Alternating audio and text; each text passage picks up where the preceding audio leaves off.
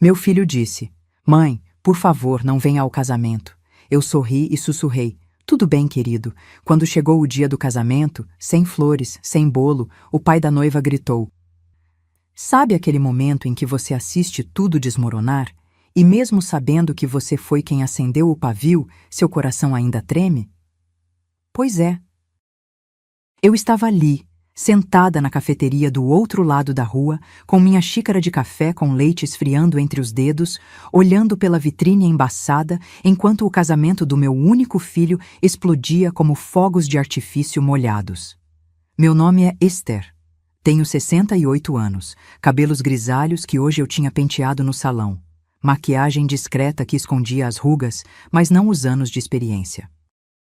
E naquele sábado de abril, eu estava usando meu vestido de linho bege, aquele que eu mesma ajustei na cintura semana passada, enquanto assistia ao casamento de Rodrigo, meu filho, transformar-se em um campo de batalha. Do lado de cada avenida, o barulho dos carros quase abafava o tumulto. Mas eu via tudo, cada gesto desesperado dos garçons correndo de um lado para o outro, os arranjos improvisados nas mesas, margaridas simples onde deveriam estar orquídeas importadas. O bolo de 2 camadas na mesa principal, quando o prometido tinha 4 andares com flores de açúcar artesanais.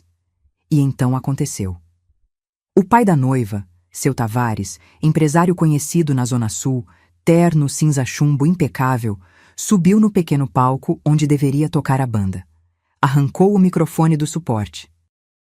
E sua voz ecoou pelo salão de festas com a força de um trovão. Cadê as flores de R$ 8.000? Cadê o bolo que foi prometido? Sabe aquele silêncio que corta o ar como vidro? Foi isso. Vi através da vidraça as cabeças virando. Vi Rodrigo, meu Rodrigo, de terno azul marinho e gravata prateada, ficando pálido como cera. Vi Bruna, a noiva de vestido branco rendado, R$ 18.000, eu sabia exatamente quanto custou, levando a mão à boca. Você disse que sua mãe tinha pago tudo. A voz de seu Tavares estava rouca de indignação. Prometeu um casamento digno para minha filha. E ali, do outro lado da rua, tomando meu café morno, eu sabia exatamente onde estava cada centavo. Se você quer entender como uma mãe chega ao ponto de assistir o casamento do próprio filho desmoronar do outro lado da rua, se inscreva no canal. Porque essa história vai mostrar até onde uma pessoa pode ser empurrada antes de finalmente empurrar de volta. Deixei uma nota de R$ 10 sobre a mesa e me levantei. Minhas pernas estavam mais firmes do que eu esperava. Atravessei a rua devagar, cada passo calculado, enquanto ouvia o caos aumentando dentro do salão. E uma única pergunta martelava na minha cabeça.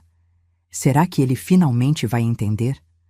Mas antes de eu entrar naquele salão e enfrentar tudo, preciso te contar como chegamos até aqui.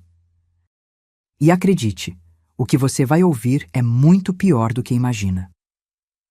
3 meses antes daquele sábado de abril, eu era apenas Esther Maria Santos, uma viúva de 68 anos que morava sozinha numa casa térrea no bairro São Cristóvão, com o jardim da frente cheio de begônias que eu mesma regava toda manhã às 6 horas. A casa não era grande. 2 quartos, sala, cozinha e um quintal nos fundos, onde ainda crescia a jabuticabeira que meu falecido marido, Osvaldo, plantou em 1983. Mas era minha. Quitada. Cada tijolo colocado com suor e parcelas que às vezes atrasavam, mas nunca deixavam de ser pagas. Sabe aquele cheiro de casa antiga? Madeira envernizada, sabão de coco, café coado no pano? Era esse o perfume que recebia qualquer um que cruzasse minha porta. E no centro da sala, pendurado na parede de reboco pintada de amarelo claro, estava meu maior tesouro. Um relógio de parede de mogno legítimo, com pêndulo dourado que balançava de um lado para o outro, fazendo tic-tac desde que meu pai o comprou em 1956. Aquele relógio tinha atravessado gerações. Tinha marcado o tempo quando nasci, quando casei, quando Osvaldo faleceu de infarte, deixando-me viúva aos 61. E continuava lá, firme, lembrando-me que o tempo passa, mas algumas coisas permanecem. Minha rotina era simples. Acordava cedo, fazia meu café preto com 2 colheres de açúcar, comia pão com manteiga enquanto ouvia o noticiário no rádio pequeno da cozinha. Terças e quintas, ia ao grupo de bordado na casa da dona Marlene, 3 ruas abaixo. Domingos, missa das 10 na igreja de São José. E toda segunda-feira, sem falta, almoço com Rodrigo. Rodrigo, meu filho único. 32 anos, gerente de loja de materiais de construção na Avenida Paulista. Cabelo castanho sempre bem cortado, olhos iguais aos do pai, aquele tom de mel que muda conforme a luz. Ele era minha alegria, minha razão de levantar e continuar, mesmo depois que Osvaldo se foi. Eu tinha criado aquele menino sozinha, depois dos 12 anos dele, quando o pai morreu. Trabalhei como costureira autônoma durante 30 anos, consertando roupas, fazendo ajustes, criando vestidos de festa para as moças do bairro. Meus dedos ficaram calejados de tanto empurrar agulha. Minhas costas doíam das noites curvadas sobre a máquina Singer de 1952, aquela preta, pesada, que hoje fica no canto do meu quarto como uma escultura de memórias. Cada centavo que sobrava, eu guardava. Não em banco, não. Eu não confiava muito nessas coisas modernas.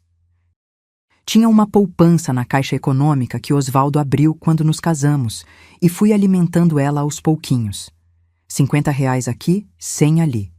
Quando Osvaldo faleceu, o seguro de vida dele caiu na conta. R$ 80 mil que eu jurei nunca tocar, a não ser em emergência. Com o meu trabalho ao longo dos anos, mais essa reserva, eu tinha acumulado R$ 127 mil. Não era fortuna, não, mas era minha segurança, minha dignidade. A certeza de que se um dia eu ficasse doente, se precisasse de remédios caros ou de uma reforma urgente na casa, eu não dependeria de ninguém. Rodrigo sabia que eu tinha dinheiro guardado, mas nunca perguntou quanto. Nunca demonstrou interesse.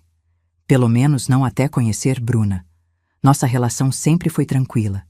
Ele vinha me ver, trazia pão francês quentinho no domingo de manhã, sentava-se à mesa da cozinha e comia meu escondidinho de carne seca enquanto contava sobre o trabalho. Eu ouvia, ria, fazia café fresco. Éramos um time, mãe e filho contra o mundo, como sempre foi desde que ficamos só nós dois. Eu não vivia na solidão amarga, não. Tinha minhas amigas do bordado, a Conceição, a Irene, a Valdirene. Tinha minha prima Lucia, que ligava todo sábado de Minas Gerais só para fofocar sobre a novela. Tinha minha fé, minha rotina, minha independência. Mas no fundo, bem no fundo, onde ninguém via, existia aquele medo quieto que toda mãe de filho único conhece. O medo de ficar sozinha de verdade. O medo de que um dia ele crescesse tanto que não precisasse mais de mim. O medo de ser esquecida. Eu nunca imaginei que esse medo se tornaria profecia. Naquela época, 3 meses antes do casamento explodir, eu ainda era ingênua. Ainda acreditava que amor de filho era incondicional, que família era sagrada. Que eu tinha construído algo sólido com Rodrigo, algo que nada nem ninguém poderia destruir. Mas sabe quando você acha que conhece a história toda e de repente percebe que estava lendo apenas as primeiras páginas? Foi o que aconteceu quando, numa tarde de janeiro, Rodrigo tocou minha campainha fora do dia combinado. Estava acompanhado, e a moça ao lado dele sorria de um jeito que fez algo se arrepiar na minha nuca. Eu só não sabia que aquele sorriso era o começo da maior traição da minha vida. Era uma terça-feira de janeiro, daquelas em que o calor gruda na pele e até o ventilador parece desistir de funcionar. Eu estava na cozinha temperando frango para o almoço quando ouvi a campainha. 2 vezes, rápidas. Rodrigo tinha chave, nunca tocava campainha. Limpei as mãos no avental de chitinha florida e fui atender. E lá estava ele, meu filho, com aquele sorriso largo que eu não via há tempos. Ao lado dele, uma moça jovem de cabelos longos, lisos, tingidos de um loiro mel que brilhava sob o sol da tarde. Ela usava uma blusa branca de alcinhas, calça jeans clara, sandálias de salto fino. Óculos escuros enormes cobriam metade do rosto. Mãe, quero te apresentar alguém muito especial. A voz de Rodrigo tinha aquele tom animado, quase infantil. Essa é a Bruna. Bruna tirou os óculos devagar, revelando olhos castanhos bem delineados, cílios postiços perfeitos. Seu sorriso era branco, estudado, do tipo que você vê em propagandas de pasta de dente. Ela estendeu a mão com unhas compridas, esmaltadas de vermelho cereja. Muito prazer, Dona Esther. O Rodrigo fala tanto da senhora. A voz dela era doce, aguda, cheia de entusiasmo. Estou tão feliz de finalmente conhecer a sogra querida. Sogra. Ela já me chamava de sogra, e eu nem sabia da existência dela até 30 segundos atrás. Mas eu sorri. Apertei aquela mão macia, sem calos, com unhas que nunca tinham lavado uma louça. Prazer, filha. Entra, entra. Tô fazendo almoço. Tem comida para todo mundo. Eles entraram e algo mudou no ar da minha sala. Bruna andava devagar, olhando tudo com uma atenção que me incomodou. Seus olhos percorriam as paredes, os móveis, o sofá de 3 lugares com capa de crochê que a dona Marlene fez. Pararam no relógio de mogno. Nossa, que relígio lindo! Ela se aproximou, tocou levemente na madeira envernizada. Deve ser antiguidade, né? Isso aqui vale uma fortuna. É herança de família, respondi, sentindo algo estranho no peito. Meu pai comprou quando eu era criança. Que preciosidade! Ela continuou olhando, e eu juro que vi ela calcular algo mentalmente. A senhora tem muito bom gosto, sogra. Essas coisas antigas estão super em alta agora. Preparei limonada enquanto eles se acomodavam. Rodrigo estava radiante, não tirava os olhos de Bruna. E ela representava bem. Elogiou a casa, elogiou o cheiro da comida, pediu para ver fotos de Rodrigo criança. Riu nos momentos certos. Tocou meu braço quando contei histórias engraçadas. A senhora é costureira, né? O Rodrigo me contou. Ela abriu aquele sorriso ensaiado novamente. Adoro trabalhos manuais. A senhora ainda costura? Ah, já tô aposentada disso, filha. Meus olhos não são mais os mesmos. Que pena. Bruna olhou ao redor mais uma vez. Mas a senhora deve ter guardado um bom dinheiro depois de tantos anos trabalhando, né? Minha avó também costurava e conseguiu comprar a casa dela. Pronto. Ali estava. A primeira pergunta sobre dinheiro disfarçada de elogio. Deus abençoou com o suficiente, respondi, mantendo o tom leve. Mas senti o incômodo crescendo. Durante o almoço, Bruna comeu pouco. Disse que estava de dieta, que trabalhava como influenciadora digital e precisava cuidar da aparência. Mostrou o celular com o perfil dela no Instagram. 23 mil seguidores, fotos em restaurantes chiques, roupas de marca, viagens. Sogra, a senhora tem Instagram? Preciso te adicionar. Ela já sacou o celular, apontando para mim. Rodrigo, tira uma foto nossa. E antes que eu pudesse protestar, ela estava do meu lado, braço sobre meu ombro, sorriso largo. O flash do celular estourou. Perfeita! Vou postar. Conhecendo minha sogra maravilhosa. Ela digitou rápido, sem nem me perguntar. Amo família. Rodrigo olhava ela como se fosse a 8ª maravilha do mundo. E eu? Eu engoli aquele desconforto com um gole de limonada. Nos dias seguintes, Bruna começou a aparecer mais. Sempre com Rodrigo, sempre simpática, sempre com aquele jeito de quem estava medindo as coisas. Perguntou sobre o bairro, sobre os vizinhos, sobre quanto tempo eu morava ali. Elogiou minha máquina de costura antiga. Isso deve valer uns 3, 4 mil reais no mercado vintage. E ficou encantada com a jabuticabeira do quintal.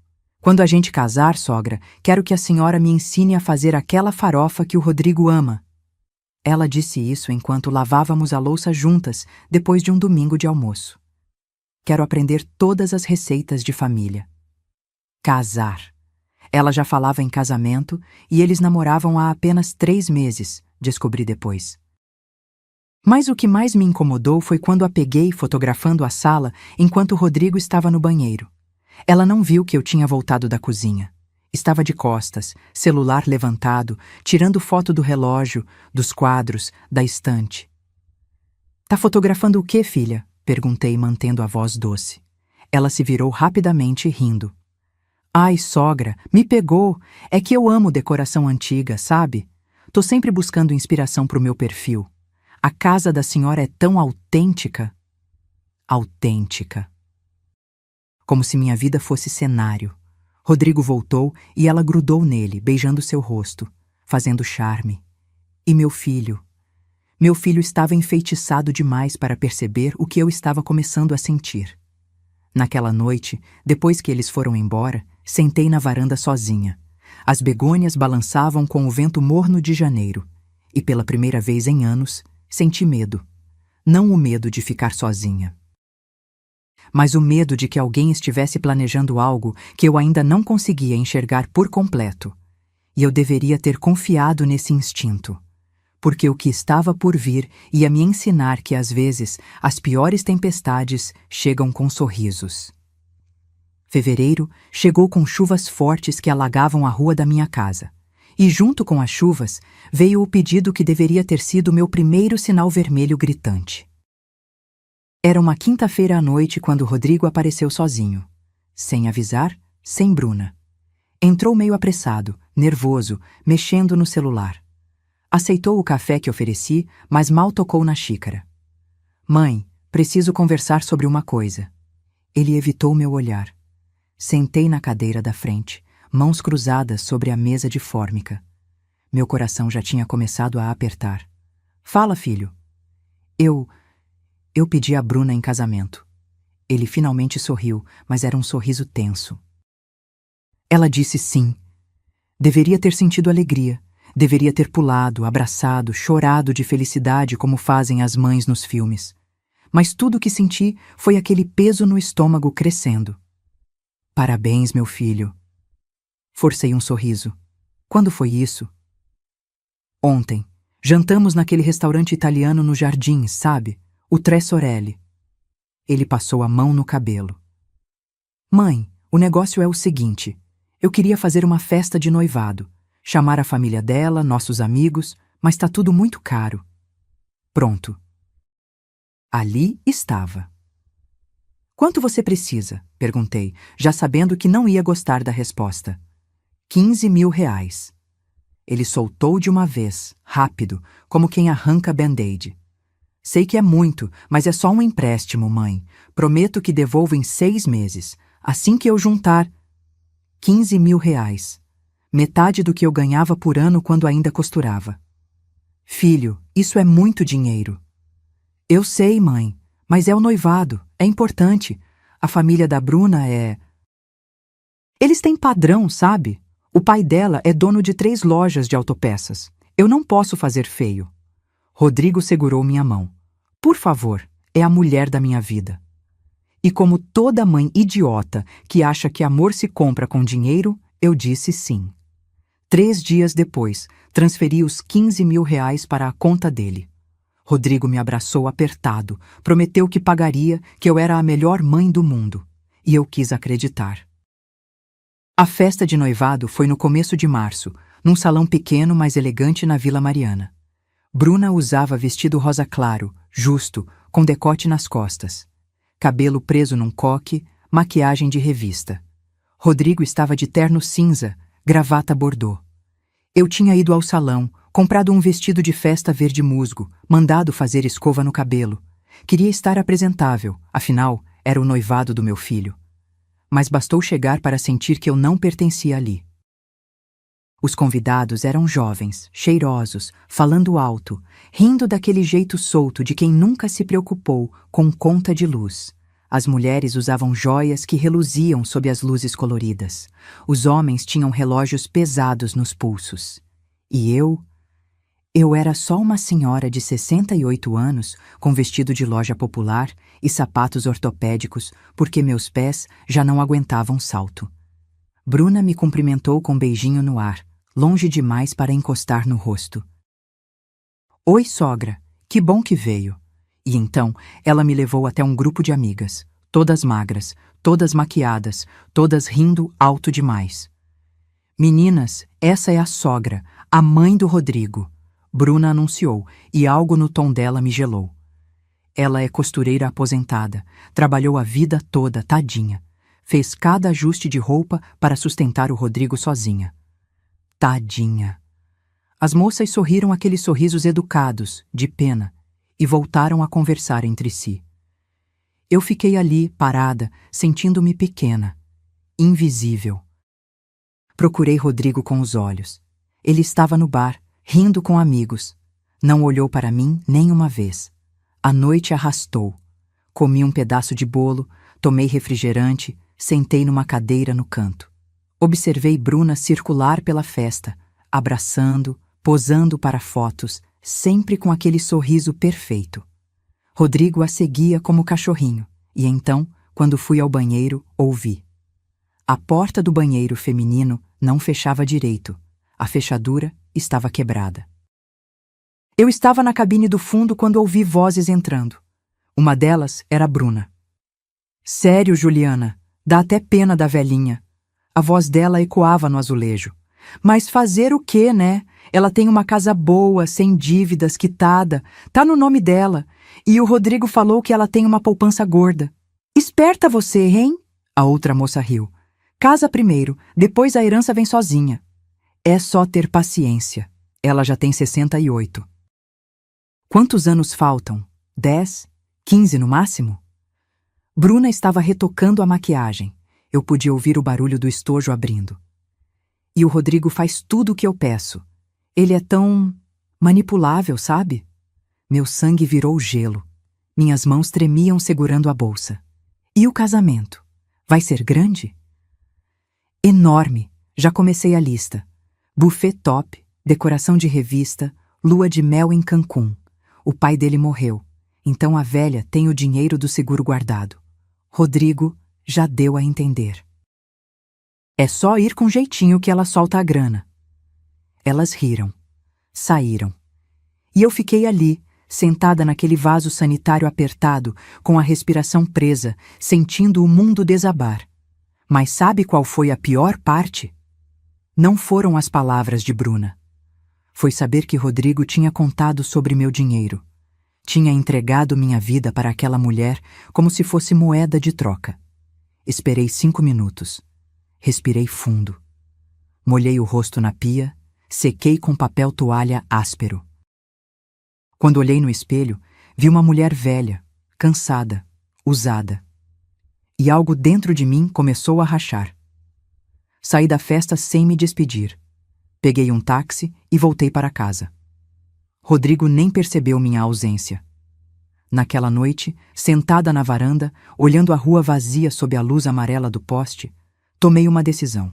Ainda não sabia qual, mas algo dentro de mim tinha acordado, e esse algo estava cansado de ser pega de trouxa. Arimnaes. Passaram-se 2 semanas desde a festa de noivado. 2 semanas em que eu fingi não ter ouvido nada. 2 semanas sorrindo quando Rodrigo ligava, dizendo que estava tudo bem quando claramente não estava. Porque agora eu sabia. E saber muda tudo. Comecei a reparar em detalhes que antes passavam despercebidos. A forma como Bruna olhava para minha casa, não com carinho, mas como quem avalia um imóvel. O jeito que Rodrigo desviava o olhar quando ela perguntava sobre minhas economias. As risadinhas baixas quando achavam que eu não estava ouvindo. Mas eu estava. Sempre estive. Foi numa tarde de quarta-feira que recebi a mensagem no WhatsApp. Rodrigo. Mãe, a gente vai aí às 19 horas. Precisamos conversar sobre o casamento. O casamento. Como se fosse nosso. Como se eu fosse sócia naquilo. Eles chegaram pontualmente às 7. Bruna trazia uma pasta rosa bebê debaixo do braço, daquelas com zíper cheia de papéis. Vestia calça de alfaiataria preta e blusa de seda branca. Sapato escarpin nude, cabelo solto, perfume caro que tomou conta da minha sala pequena. Oi, sogra. Ela me beijou o rosto. Dessa vez encostou, mas foi rápido, mecânico. Trouxe uma surpresinha. Sentamos à mesa da cozinha. Rodrigo estava inquieto, mexendo no celular. Bruna abriu a pasta com aquele sorriso largo que eu tinha aprendido a temer. Então, sogra querida. Ela puxou uma planilha impressa, colorida, com logotipos de empresas. A gente fez um planejamento completo do casamento. Queríamos mostrar para a senhora primeiro, porque, bem, a família é importante nesse momento, né? Família. Que palavra bonita para disfarçar interesse. Ela virou a folha para mim. Meus olhos percorreram a lista. Buffet chez Laurent, 200 convidados, R$45 mil. Decoração floral, ateliê pétalas douradas, R$22 mil. Vestido de noiva, importado, R$18 mil. Terno do noivo, palhes 4 padrinhos, R$8.500. Flores para cerimônia e recepção, R$8 mil. Bolo cenográfico, 4 camadas, R$4.500. Convites personalizados, R$3 mil. Fotógrafo, Paz Vídeo Profissional, R$12 mil. Música ao vivo, banda Paz DJ, R$15 mil. Lua de mel, Cancún, 7 dias, R$26 mil.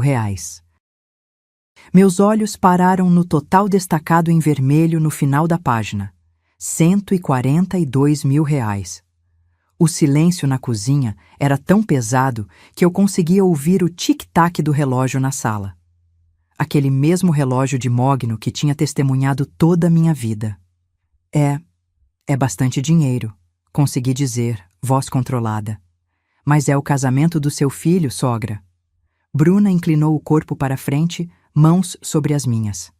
As unhas vermelhas apertaram de leve. Uma vez na vida, a gente merece começar bem, né? Com uma festa linda, memórias inesquecíveis. Rodrigo finalmente falou. Mãe, a gente sabe que a senhora tem umas economias. Sei que o pai deixou o seguro, sei que a senhora trabalhou muito. Ele não conseguia me olhar nos olhos direito. É só um empréstimo. A gente paga de volta aos poucos. Empréstimo. Como se R$15 mil já não tivessem sido empréstimo. Como se eu não soubesse que aquele dinheiro jamais voltaria. Filho, isso é quase tudo que eu tenho.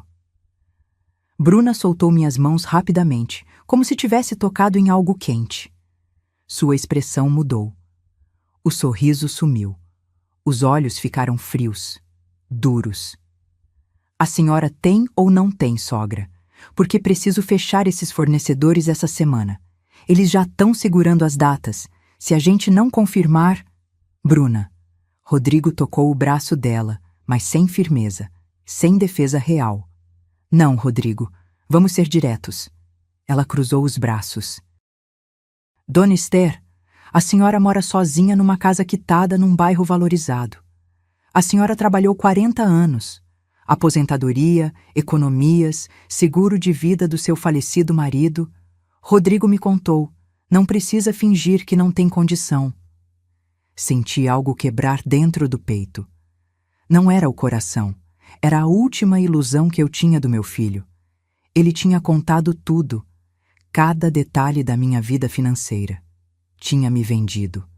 Eu preciso pensar. Minha voz saiu fraca. Pensar? Bruna deu uma risada curta, sem humor. Sogra, com todo respeito, mas o que tem para pensar? É o casamento do seu único filho. A senhora quer que ele se case como? Num salão vagabundo com salgadinho de boteco? Bruna! Dessa vez Rodrigo repreendeu, mas ela ignorou. Estou sendo realista, amor. A gente não pode depender só do meu pai. Ele já vai pagar a lua de mel extra que a gente quer, o carro pra gente sair. Sua mãe precisa participar também. Participar. Como se família fosse sociedade empresarial. Levantei da cadeira devagar. Minhas pernas estavam bambas, mas me mantive ereta. Vou pensar. Agora, se me dão licença, tô cansada. Rodrigo se levantou, constrangido. Mãe. Boa noite, filho. Bruna fechou a pasta com força, fazendo barulho. Pegou a bolsa com um movimento brusco. Tá bom. A gente volta outro dia quando a senhora tiver decidido. Mas não demore, viu, sogra? Tempo é dinheiro. Eles saíram. Ouvi o carro ligando, o ronco do motor se afastando pela rua. E então, só então, desabei na cadeira. 142 mil reais. Era mais do que eu tinha. Era tudo o que eu tinha. Mais 15 mil que já tinha dado. Mais as dívidas que teria que fazer. Mas não foi o dinheiro que doeu. Foi perceber que para eles eu era apenas uma fonte, um cofre, uma velha inconveniente que deveria entregar tudo e sumir. Naquela noite, não consegui dormir. Fiquei olhando o teto do quarto, ouvindo os cachorros da vizinhança latirem lá fora. E pela primeira vez em 68 anos, senti algo que nunca tinha sentido antes. Raiva. Raiva pura, fria, calculada. E junto com essa raiva, nasceu um plano. E domingo, o dia que sempre foi sagrado entre mim e Rodrigo. Almoço na minha casa, do jeito que fazíamos desde que ele era criança. Esse ritual tinha sobrevivido a tudo: a morte do pai, as namoradas que iam e vinham, aos anos difíceis. Mas aquele domingo de março seria diferente. Tinha acordado cedo, feito meu arroz soltinho, preparado a picanha que Rodrigo adorava, a farofa com bacon, a vinagrete caprichada. A mesa estava posta com a toalha de renda que uso só em ocasiões especiais, os pratos de porcelana branca que ganhei de casamento. 12:00 em ponto, a campainha tocou. Abri a porta e lá estavam eles. Rodrigo de bermuda jeans e camiseta polo, e Bruna. Bruna estava diferente. Ela entrou sem esperar convite, cara fechada, sandália rasteira batendo forte no chão. Nem me cumprimentou direito, só um oi seco jogado no ar.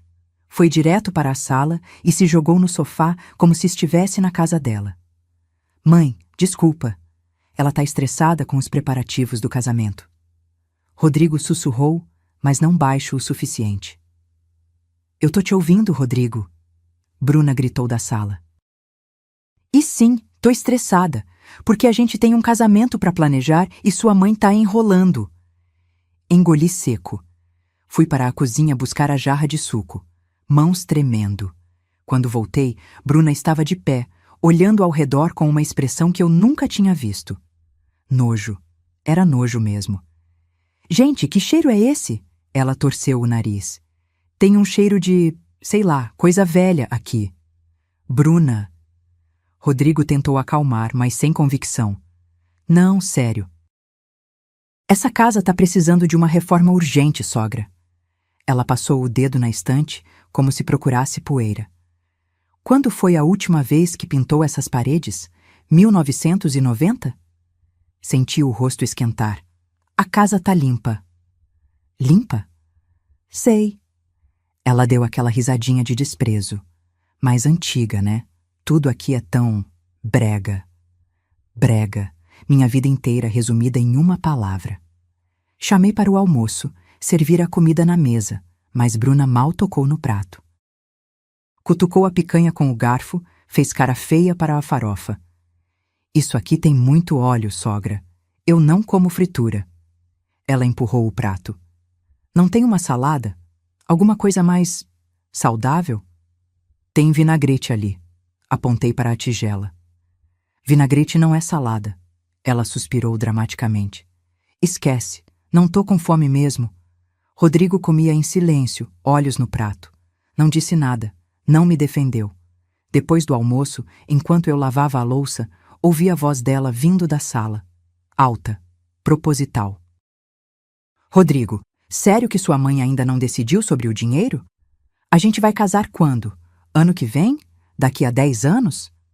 Fechei a torneira. Fiquei parada, mãos mergulhadas na espuma do detergente. Ela vai decidir, amor.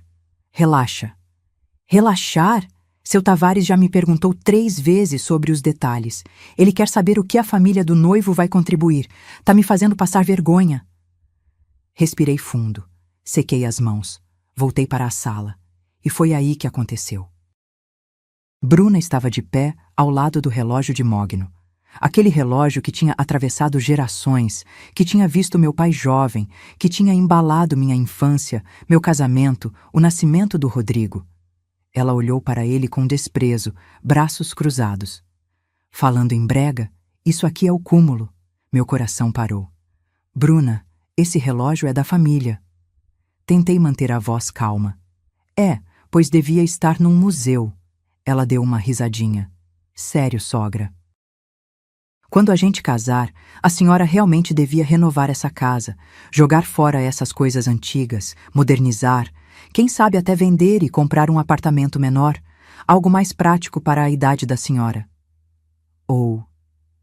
Ela olhou para Rodrigo, sorriso calculado nos lábios. Ou a senhora podia vir morar com a gente, no apartamento novo que a gente vai comprar. Assim a senhora vende essa casa, ajuda com a entrada do nosso AP e fica pertinho do seu filho. Todo mundo ganha! O chão sumiu debaixo dos meus pés. Eu não vou vender minha casa. Não vai? Bruna inclinou a cabeça, voz doce, mas venenosa. Pensei que a senhora quisesse o melhor para o seu filho. Mas tudo bem. A gente se vira, né, amor? E então, meu filho, meu único filho que eu carreguei, criei, protegi, olhou para mim e disse: Mãe, não custa pensar, né? A casa tá velha mesmo, e o bairro aqui já não é mais o mesmo. A senhora sozinha nessa casa grande. Ele evitou meus olhos. A Bruna tem razão. Podia modernizar, ou realmente considerar morar com a gente. Algo dentro de mim não quebrou. Explodiu. Não foram só as palavras. Foi o tom, a frieza, a forma como ele concordou com cada humilhação que aquela mulher jogava na minha cara. Como ele olhava para o relógio do meu pai, do pai dele, e via apenas algo brega, algo descartável. Saiam. Minha voz saiu baixa, mas firme. O quê? Rodrigo piscou, confuso. Saiam da minha casa. Repeti, mais alto agora. Os dois. Agora. Bruna deu aquela risada de escárnio. Ai, que exagerada! Eu disse saiam! Gritei. E nunca, em 68 anos, eu tinha gritado assim. O silêncio que se seguiu era pesado, cortante. Rodrigo ficou pálido. Bruna arregalou os olhos, boca aberta. Mãe, saiam da minha casa velha, brega, antiga. Vão embora. E só voltem quando aprenderem a respeitar quem te deu essa vida, Rodrigo. Eles saíram, sem discussão, sem argumento. A porta bateu e ficou só o eco. Sentei no sofá de crochê, aquele que Bruna tinha chamado de antigo, e ali, sozinha na minha sala simples, com meu relógio de mogno marcando o tempo, eu chorei. Chorei como não chorava desde o dia que enterrei Osvaldo. Mas no meio das lágrimas, algo novo nasceu. Uma decisão, uma certeza fria e cristalina. Se eles me queriam morta e enterrada para pegar minha herança, iam ter que esperar muito tempo, porque eu tinha acabado de ressuscitar. Passaram-se 5 dias desde o domingo da explosão. 5 dias sem uma ligação, sem uma mensagem, sem um pedido de desculpas. Nada. Como se eu tivesse deixado de existir. Nas madrugadas, eu ficava acordada olhando o teto, repassando cada palavra, cada gesto. Será que tinha exagerado? Será que uma mãe deveria engolir tudo em silêncio só para manter o filho por perto? Mas então eu lembrava do olhar de Bruna para o relógio do meu pai. Lembrava do meu filho concordando que minha vida era brega, descartável, e a dúvida sumia. Foi numa terça-feira, quase 9 da noite, que a campainha tocou. Aquele toque hesitante, 2 toques rápidos. Olhei pelo visor da porta. Rodrigo, sozinho. Abri devagar. Ele estava com a mesma roupa do trabalho, calça social preta, camisa branca com as mangas dobradas, o rosto cansado, olheiras profundas. Pela primeira vez em meses, vi meu filho de verdade, não a versão controlada pela Bruna. Oi, mãe. A voz saiu baixa, quase envergonhada. Rodrigo, posso entrar? Dei passagem. Ele entrou devagar, como quem pisa em gelo fino. Sentou-se no sofá sem tirar os sapatos, algo que eu sempre o ensinei a fazer, mas que ele esqueceu. Fui até a cozinha, trouxe água num copo. Ele bebeu metade de um gole só, mãos tremendo de leve. Vim me desculpar. Começou, mas sem me olhar nos olhos. A Bruna exagerou outro dia. Eu também. Foi Foi falta de respeito. Silêncio. Esperei. Sabia que tinha mais. Mas, mãe!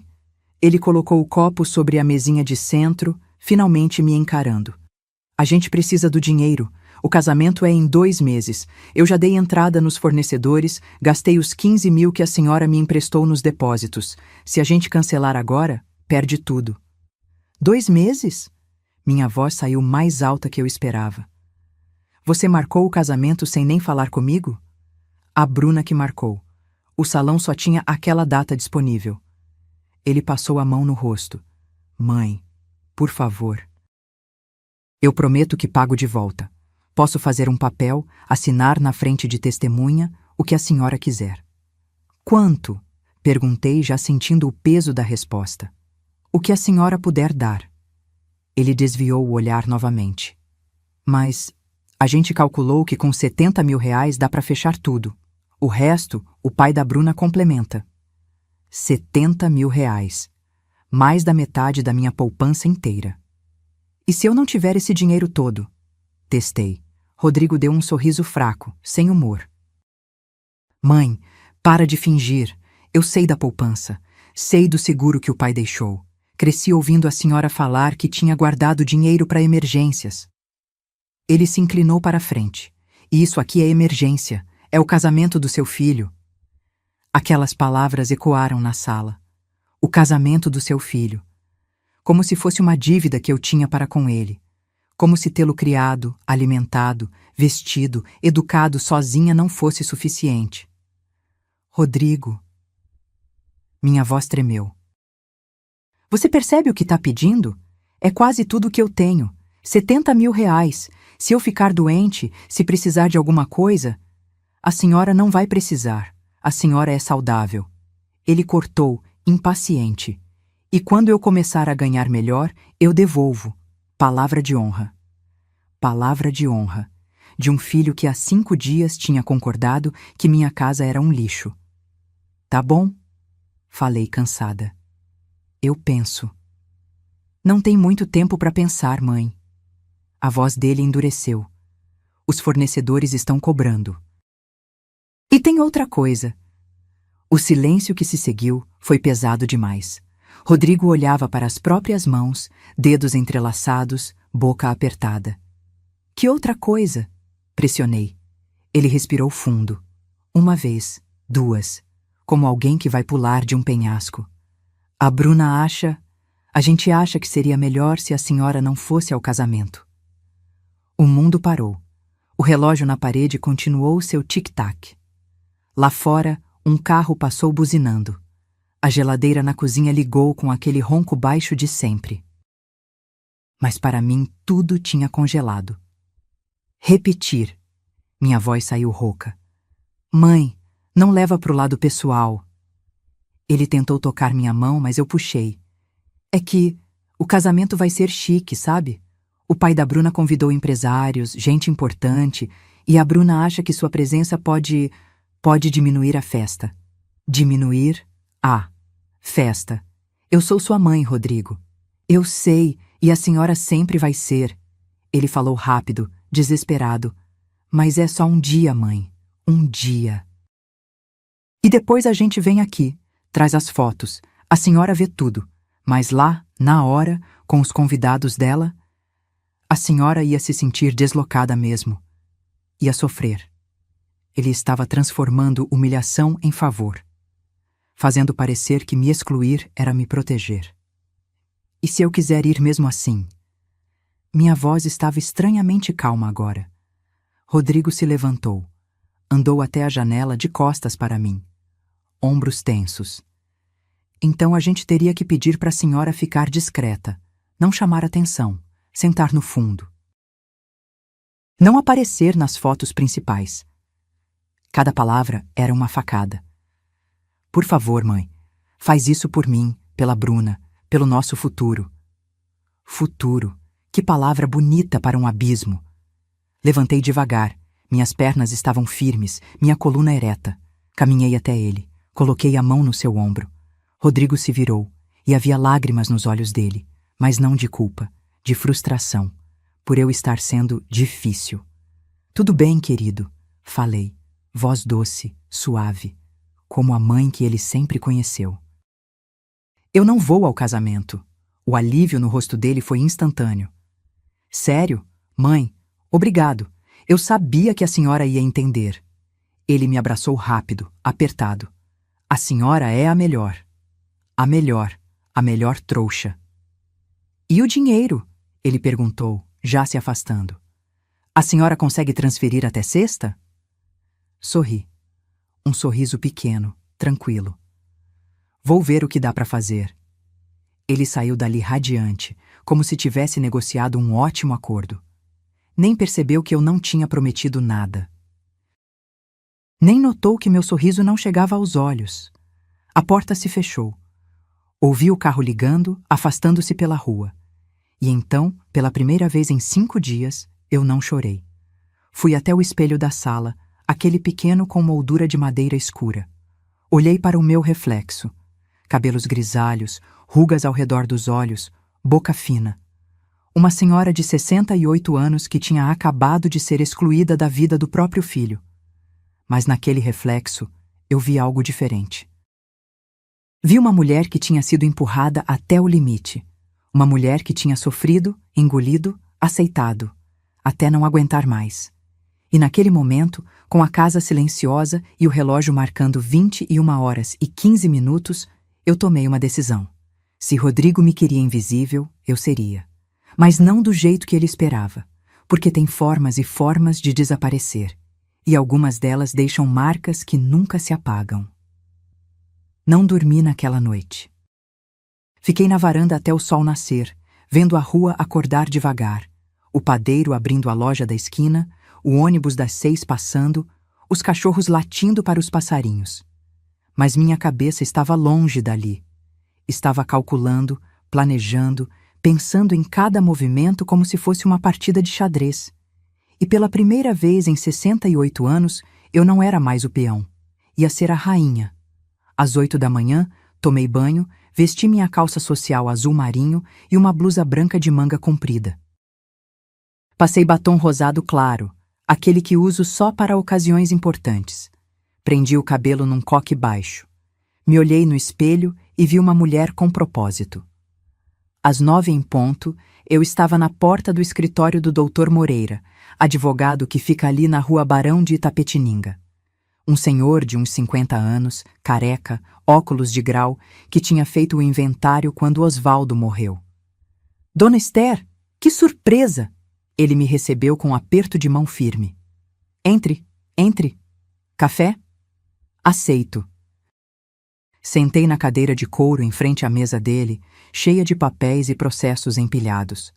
O café veio numa xícara pequena de porcelana. Forte, amargo, do jeito que eu precisava. Doutor, preciso de uma orientação. Fui direto ao ponto. Se eu fizer contratos em meu nome, digamos, de serviços para um evento, esses contratos são meus, correto? Eu posso cancelar quando quiser? Ele ajeitou os óculos, curioso. Depende das cláusulas, mas em geral sim. Se está em seu nome, você é a contratante. Pode cancelar, mas provavelmente perderá os valores de entrada. Por quê? Sorri. Só uma dúvida. Passei 40 minutos ali. Perguntei sobre doação em vida, sobre testamento, sobre direitos de propriedade. Anotei tudo num caderninho pequeno que levei na bolsa. Dr. Moreira não fez perguntas demais. Bons advogados sabem quando não devem. Quando saí dali, minha mente estava clara como vidro. Peguei o metrô até a estação Trianon-MASP. De lá, fui caminhando até a rua Oscar Freire, onde ficava o tal do Ateliê Pétalas Douradas.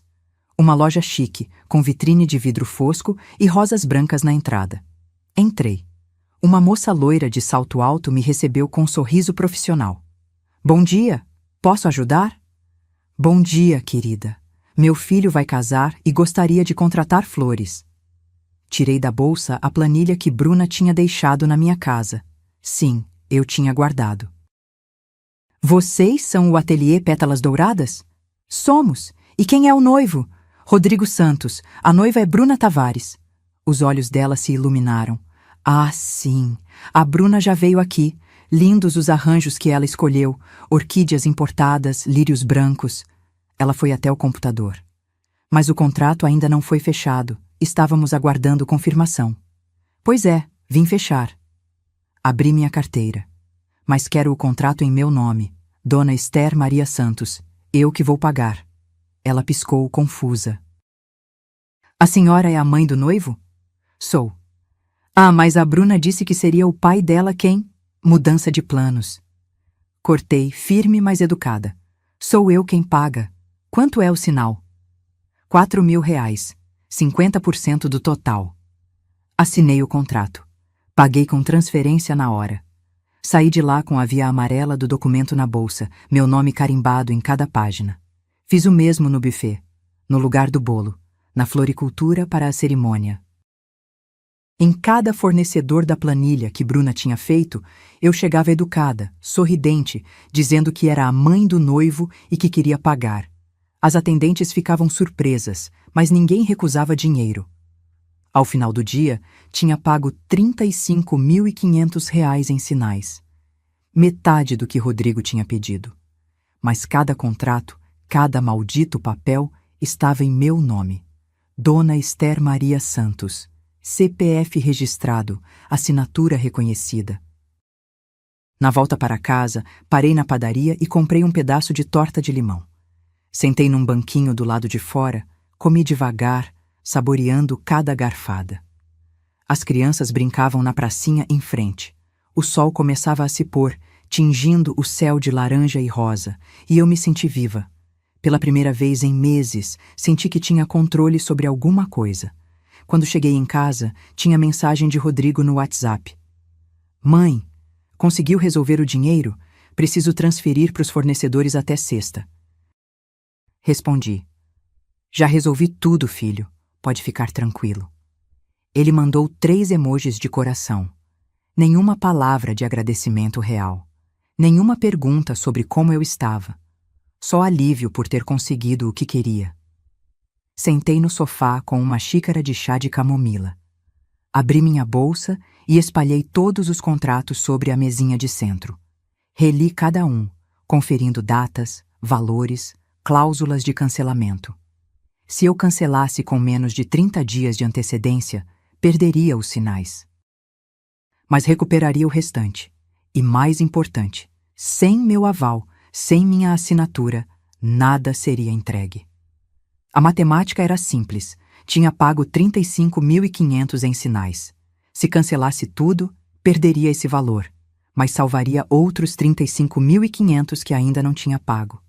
E sem flores, sem bolo especial, sem decoração prometida, o casamento viraria um vexame. Um vexame que eu assistiria de longe com meu café com leite na mão.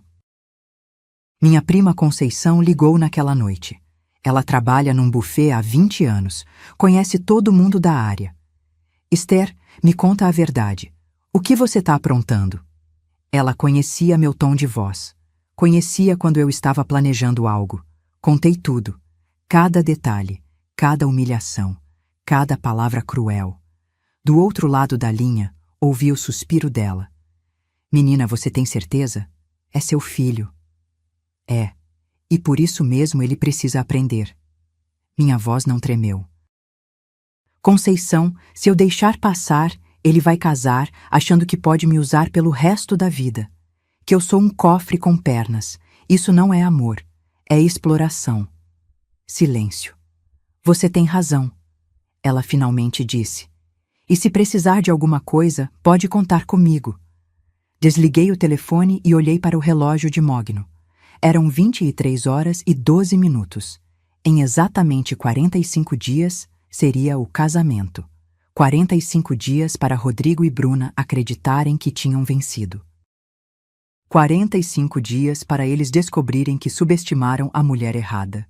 E eu, finalmente, ia dormir em paz. 45 dias podem parecer longos. Mas quando você está interpretando o papel da sua vida, cada dia é um ensaio para o grande espetáculo final. Na quinta-feira seguinte, transferi R$ 71.000 para a conta de Rodrigo, exatamente como ele tinha pedido. Vi o dinheiro sair da minha poupança, aqueles números diminuindo na tela do celular. Cada real representava horas na máquina de costura, madrugadas acordada, economias de anos. Mas eu sorri, porque agora eu sabia algo que eles não sabiam. Dinheiro volta. Dignidade, quando você perde, nem sempre. Rodrigo ligou 10 minutos depois da transferência, eufórico. Mãe, acabei de ver aqui, 71 mil! Ele estava ofegante, como criança que ganhou bicicleta nova. Mãe, muito obrigado. Sério, a senhora não vai se arrepender, eu prometo que devolvo. Sei que devolve, filho.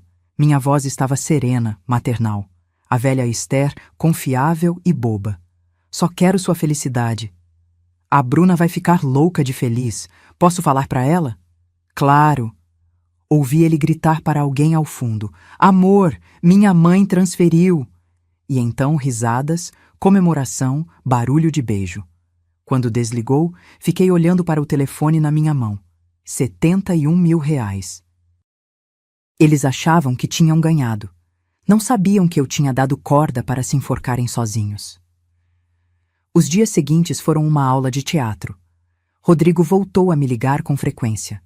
Não por saudade, mas para atualizar sobre o casamento. Bruna voltou a me chamar de sogra querida nas mensagens. Eles até vieram jantar em casa numa sexta-feira. Bruna chegou com uma garrafa de vinho barato, dessas de supermercado, 12 reais, e entregou como se fosse presente do ano. Trouxe pra gente comemorar, sogra. Preparei lasanha, a que Rodrigo sempre elogiava. Arrumei a mesa, acendi até uma vela. Bruna comeu pouco, mas pelo menos não reclamou dessa vez. Rodrigo devorou 2 pedaços, satisfeito. Mãe, a senhora é incrível. Ele limpou a boca no guardanapo. Sabe que eu estava pensando? Depois que a gente casar, a senhora podia vir almoçar com a gente todo domingo, na nossa casa nova. Nossa casa nova, comprada com meu dinheiro. Seria ótimo, filho.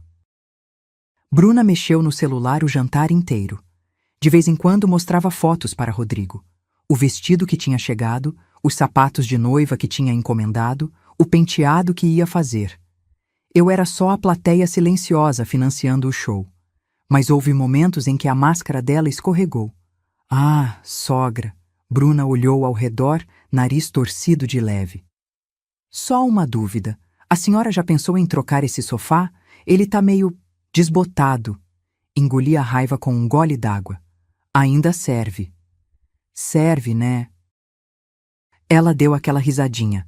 Mas às vezes é bom renovar. Sabe, dar uma repaginada. A senhora tem idade para aproveitar um conforto melhor. Idade. Como se 68 anos fosse data de validade. Rodrigo mudou de assunto rapidamente, mas não a repreendeu. Nunca repreendeu. Quando eles foram embora, Bruna me deu um abraço rápido. Obrigada por tudo, sogra. A senhora está sendo muito generosa. E no meu ouvido, tão baixo que Rodrigo não ouviu, ela sussurrou. A gente não vai esquecer disso. Não iam mesmo, mas não do jeito que ela imaginava. As semanas passaram como encenação teatral. Fui ao grupo de bordado e fingi normalidade. Dona Marlene perguntou sobre o casamento e eu sorri. Vai ser lindo. Meu filho tá tão feliz. Fui à missa e rezei. Não por perdão, porque eu não estava pedindo. Rezei por força para seguir até o fim. 15 dias antes do casamento, Rodrigo ligou confirmando que eu realmente não iria.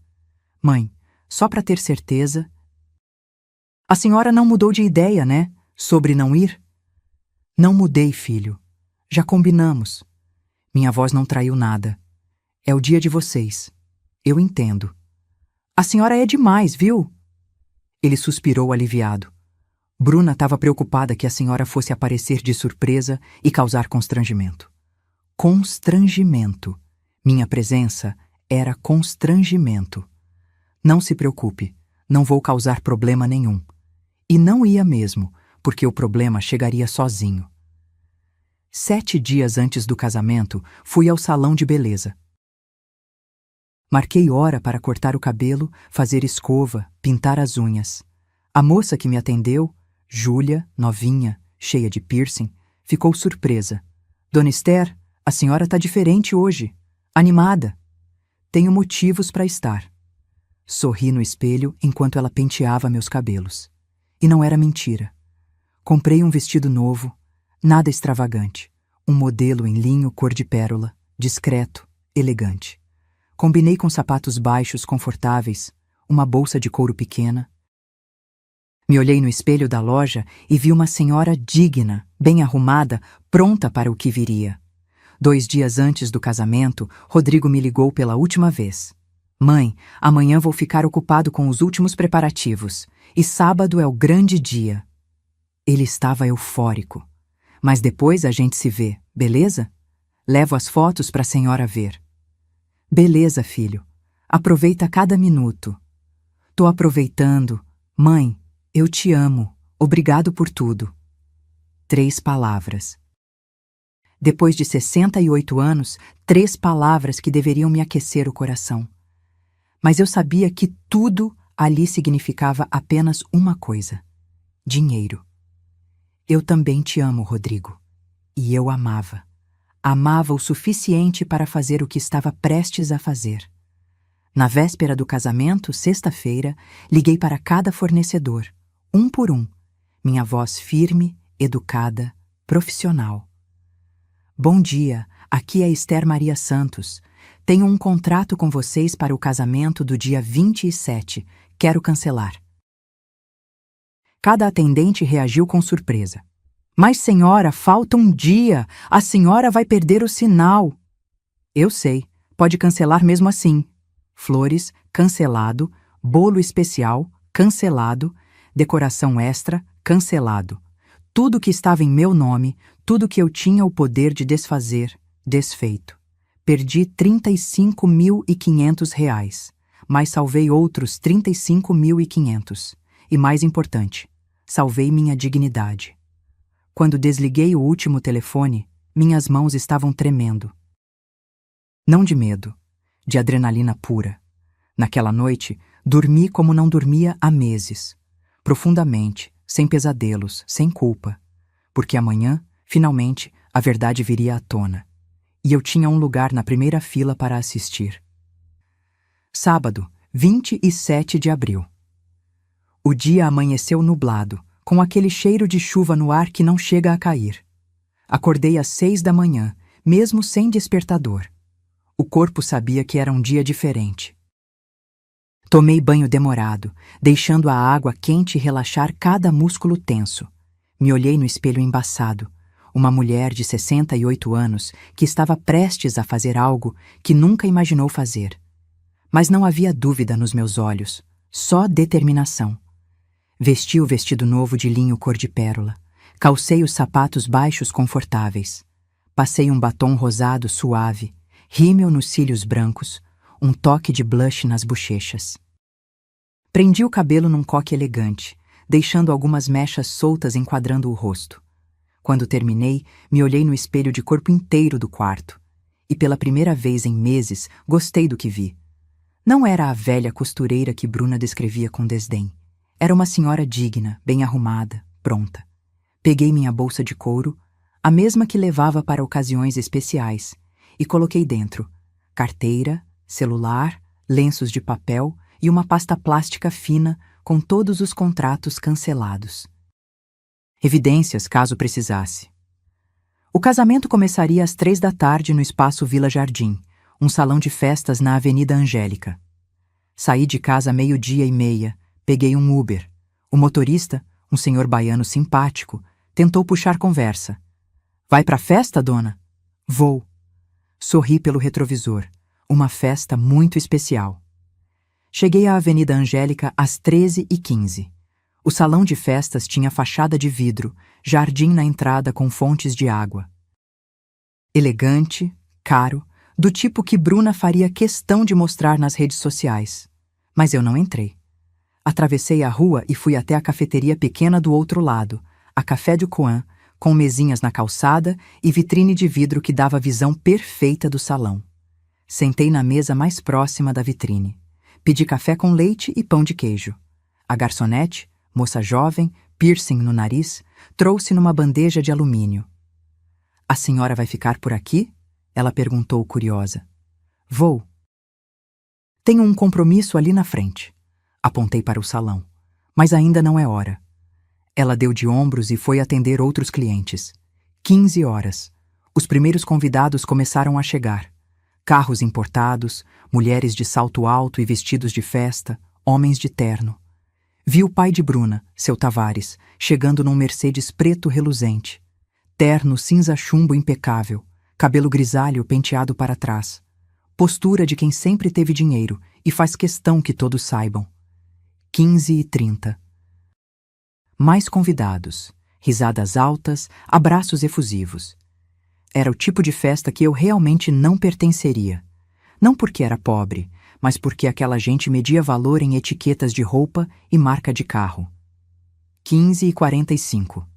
Vi Rodrigo chegando. Meu filho. Terno azul marinho impecável, gravata prateada, cabelo com gel, sorriso nervoso. Ele cumprimentava os convidados na entrada, apertando mãos, recebendo tapinhas nas costas. Por um segundo, só um, meu coração apertou. Era meu menino ali. O mesmo que eu embalei quando tinha cólica de bebê. O mesmo que levei para o primeiro dia de aula segurando minha mão com força. O mesmo que chorou no meu colo quando o pai morreu. Mas então lembrei da frase: seria melhor se a senhora não fosse ao casamento. E o aperto passou. 16 horas. A cerimônia começou. Mesmo dali, através da vitrine, eu via o movimento lá dentro. Vi Rodrigo subindo ao altar improvisado. Vi os padrinhos e madrinhas se posicionando. E então vi Bruna. Ela desceu de uma escadaria interna decorada. O vestido branco rendado que custou 18 mil reais, brilhando sob as luzes. Véu longo, buquê de rosas brancas na mão. Linda, tinha que admitir. Cruel, manipuladora, interesseira, mas linda. A cerimônia foi rápida. O juiz de paz falou, eles trocaram alianças, se beijaram. Aplausos ecoaram mesmo com as portas fechadas. E então começou a recepção. Tomei outro gole do meu café, já morno. Comi o último pedaço do pão de queijo. E esperei. 16h20. Vi os primeiros sinais de problema. Garçons correndo de um lado para o outro, expressões confusas. A decoradora, uma mulher alta de vestido preto, gesticulando nervosamente, falando ao celular. Um funcionário do salão conversando com Rodrigo, que estava pálido. 16h30. A confusão aumentou. Vi quando levaram os arranjos para as mesas. Margaridas simples, dessas de floricultura de bairro. Nada das orquídeas importadas, nada dos lírios brancos.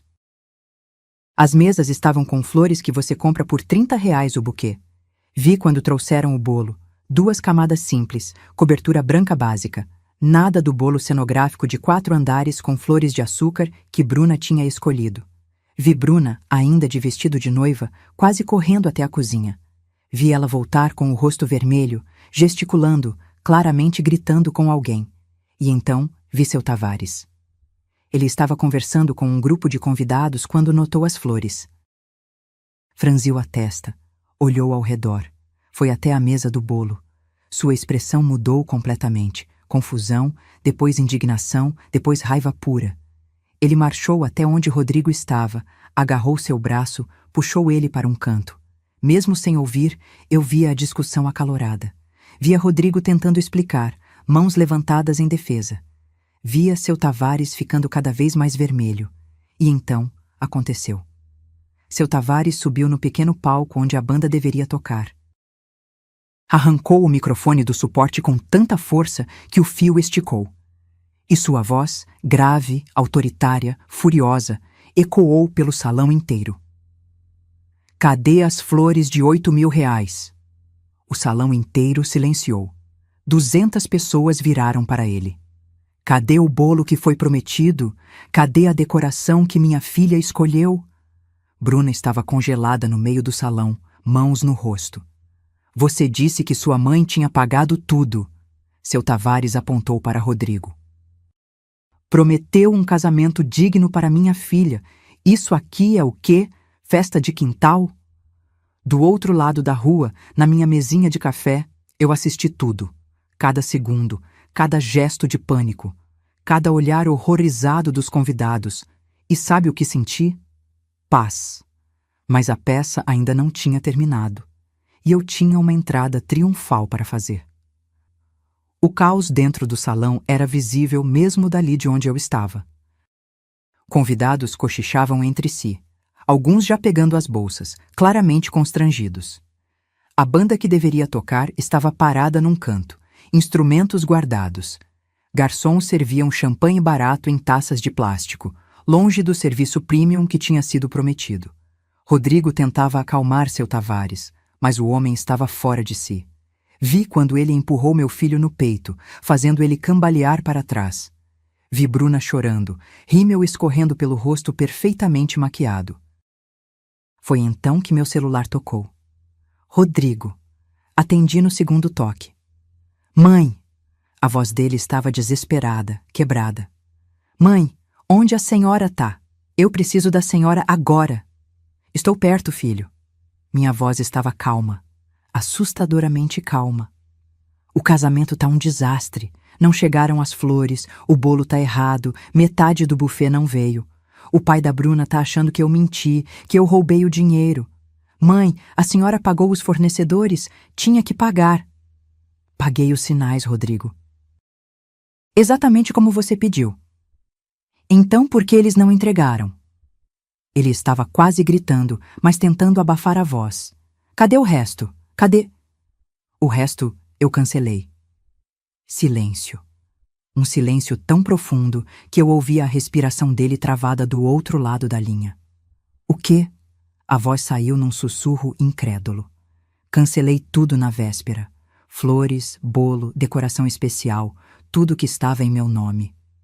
Deixei cada palavra cair devagar, como gotas de veneno. Perdi os sinais, R$ 35.500, mas salvei o resto. Mãe, mãe, a senhora não pode ter feito isso. A voz dele estava tremendo. Isso é meu casamento. É. E você deixou bem claro que eu não era bem-vinda nele. Levantei da mesinha, deixei uma nota de R$ 10 sob o copo. Disse que minha presença ia diminuir a festa, então achei melhor meu dinheiro também não ir. Mãe! Ele quase soluçou. Pelo amor de Deus, o pai da Bruna vai me matar. Ele acha que eu roubei, que eu... Então, explica para ele a verdade, Rodrigo. Comecei a atravessar a rua, passos firmes. Explica que você pediu para sua mãe não ir ao próprio casamento dela porque ela era um constrangimento. Explica que você e aquela moça passaram meses me usando como caixa eletrônico. Vai, explica. Desliguei. Guardei o celular na bolsa. Respirei fundo e empurrei a porta de vidro do Espaço Vila Jardim.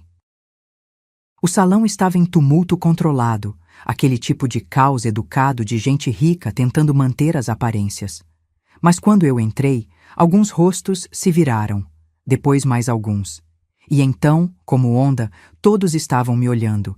Uma senhora de 68 anos, vestido de linho cor de pérola, postura ereta, bolsa de couro na mão. Atravessei o salão devagar. Meus passos ecoavam no piso de mármore. Ninguém falava.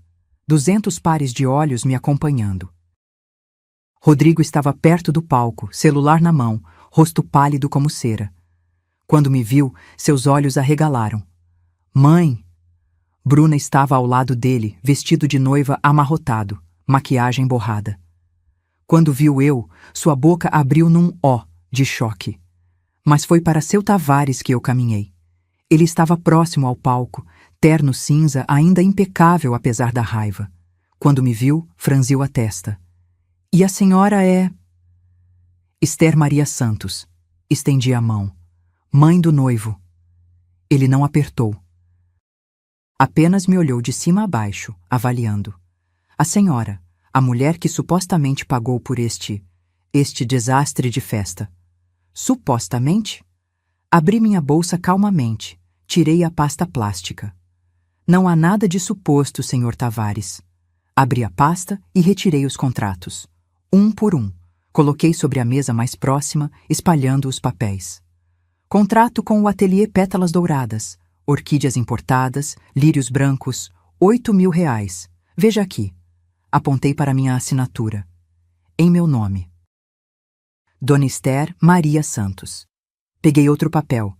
Contrato com a confeitaria suíça. Bolo cenográfico de 4 andares com flores de açúcar. R$ 4.500. Novamente. Meu nome, minha assinatura. Mais um. Decoração extra. R$ 22.000. Meu nome. Seu Tavares pegou um dos contratos, leu com atenção. Seus olhos percorreram cada linha, cada cláusula. Sua expressão mudou de raiva para confusão, depois para compreensão. A senhora contratou tudo, ele murmurou. Contratei. E paguei 50% de sinal em cada fornecedor. R$ 35.500 no total. Minha voz estava firme, clara. E na véspera do casamento, cancelei tudo. Um murmúrio percorreu o salão. Pessoas se aproximando, querendo ouvir melhor. Rodrigo deu um passo à frente, mãos estendidas. Mãe, por favor, não faz isso aqui. Fazer o quê, filho? Contar a verdade? Me virei para ele. Não foi você que disse que eu não devia vir ao seu casamento? Que minha presença ia diminuir a festa? O silêncio que se seguiu foi sepulcral. Bruna deixou escapar um gemido baixo. Seu Tavares virou para Rodrigo, olhos estreitos. Você disse isso para sua própria mãe? Rodrigo abriu a boca, fechou, abriu novamente. Nenhuma palavra saiu. Disse, respondi por ele. E não foi só isso. Sua filha, Sr. Tavares. Me virei para Bruna, que recuou um passo. Sua filha me chamou de velha inconveniente. Disse que minha casa era brega, que meu relógio de família deveria estar num museu. Sugeriu que eu vendesse minha casa para dar entrada num apartamento para eles. Isso não é verdade. Bruna tentou se defender, mas a voz saiu aguda, desesperada. Ela tá inventando. Ela tá com ciúmes porque o Rodrigo casou. Ciúmes? Ri. Uma risada curta, sem humor. Querida, ciúmes eu teria se você amasse meu filho. Mas a única coisa que você ama é o dinheiro dele. Ou melhor, o meu dinheiro. Me virei para os convidados que estavam em semicírculo ao nosso redor. Paguei R$ 15.000 pela festa de noivado. Transferi R$ 71.000 para a conta do meu filho para este casamento. Paguei mais R$ 35.500 em sinais de fornecedores. Fiz a conta mentalmente. R$ 121.500 no total. E sabe quanto desse dinheiro eu vou ver de volta? 0. Seu Tavares estava processando cada palavra.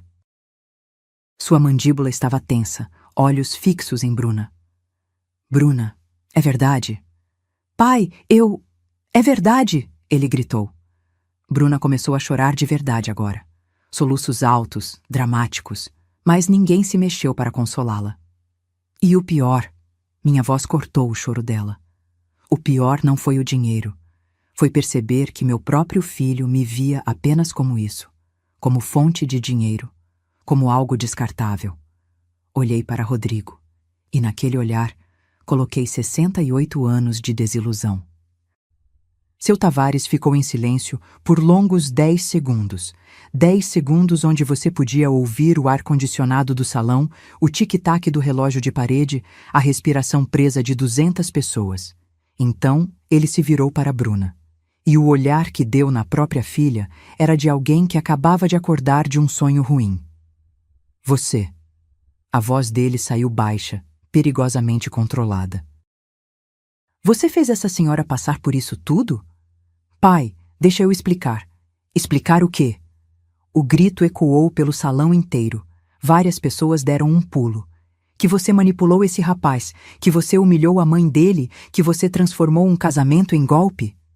Bruna soluçava, mas seu Tavares não demonstrava pena nenhuma. Ele pegou o celular do bolso, digitou algo rapidamente. A lua de mel. Aquela viagem de 7 dias para Cancún que eu ia pagar. R$ 26.000 no resort all-inclusive. Ele mostrou a tela para ela. Acabei de cancelar. Pai, não! Bruna gritou, dando um passo à frente. Aprende. Ele guardou o celular. Aprende que na vida as ações têm consequências. Você queria um casamento de conto de fadas às custas de humilhar uma senhora de 68 anos? Pois tome, este é seu conto de fadas. Ele gesticulou ao redor, para as margaridas baratas, para o bolo simples, para os convidados constrangidos começando a se retirar discretamente. Bruna desabou numa cadeira, chorando copiosamente. Mas desta vez, o choro não comovia ninguém. Algumas madrinhas se aproximaram, mas mais por obrigação social do que por real empatia. Seu Tavares se virou para mim, e para minha surpresa, estendeu a mão. Dona Esther, me desculpe. Ele apertou minha mão com firmeza. Se eu soubesse do que minha filha era capaz, nunca teria permitido. O senhor não sabia. Máscaras enganam até os mais atentos. Segurei sua mão por um momento. Mas agora sabe. Ele assentiu pesado, olhou para Rodrigo com desprezo. E você? Que tipo de homem deixa a própria mãe ser tratada assim? Rodrigo estava pálido, suando. Eu não quis. Eu só... Você só pensou em você mesmo.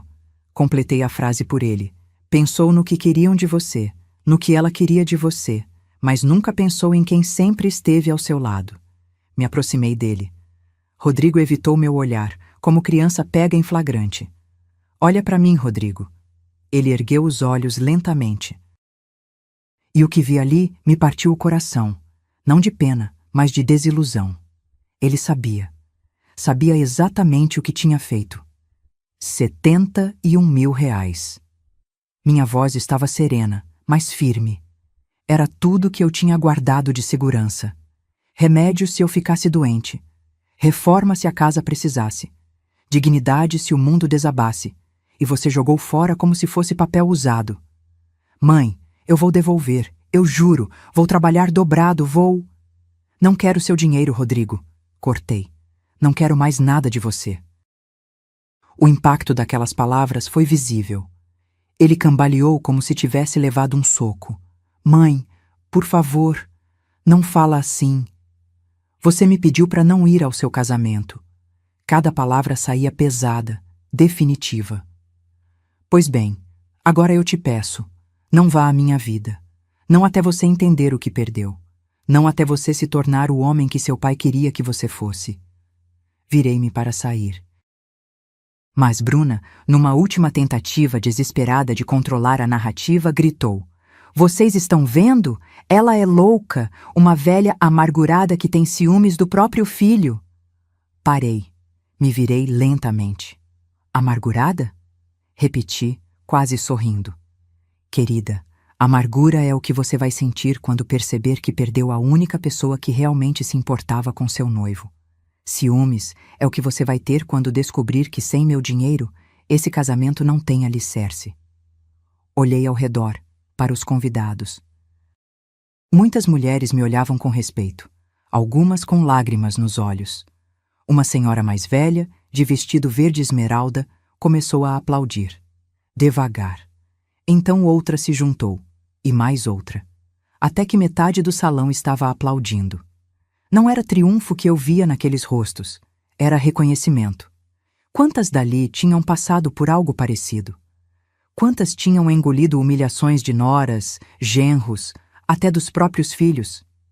Me virei para a porta, mas antes de sair, tinha uma última coisa a dizer. Rodrigo. Olhei para meu filho pela última vez naquela tarde. Seu pai sempre dizia que homem de verdade não é medido pelo que possui, mas por como trata quem não pode lhe dar nada em troca. Fiz uma pausa. Ele ficaria envergonhado de você hoje. E então saí. Atravessei o salão de cabeça erguida, passos firmes no mármore frio. Empurrei a porta de vidro e saí para o ar livre da tarde. O céu tinha aberto.